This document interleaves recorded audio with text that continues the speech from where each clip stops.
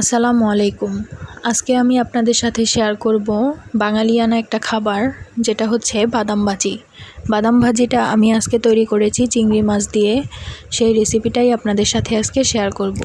প্রথমে আমি বাদামগুলা ছিলে বিচি বের করে নিয়েছি। তারপর একটি বাটিতে পরিষ্কার পানি দিয়ে আমি এটা ওয়াশ করে নিচ্ছি।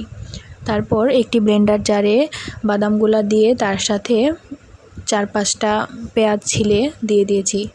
সবগুলো একসাথে ব্লেন্ড করা হয়ে গেলে আমি চুলায় একটি প্যান বসিয়ে দিয়ে দিচ্ছি পরিমাণ মতো তেল আর পেঁয়াজ কুচি।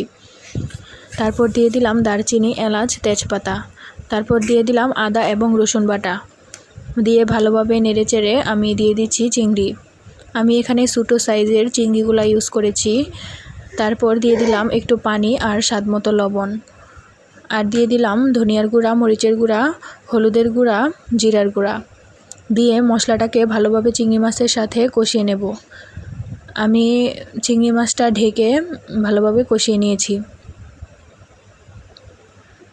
এখন এই পর্যায়ে আমি দিয়ে দিচ্ছি আগে থেকে ব্লেন্ড করে রাখা বাদাম আর পেঁয়াজ। তারপর এটাকে অনেকক্ষণ রান্না করে নেব, যতক্ষণ না এটা শুকিয়ে আসছে। যখন এটা শুকিয়ে যাবে সেই পর্যায়ে আমি একটি ফ্রাই প্যানে দিয়ে ভাজা ভাজা করে নিয়েছি। এই তো হয়ে গেল বাদাম ভাজি। ধন্যবাদ সবাই।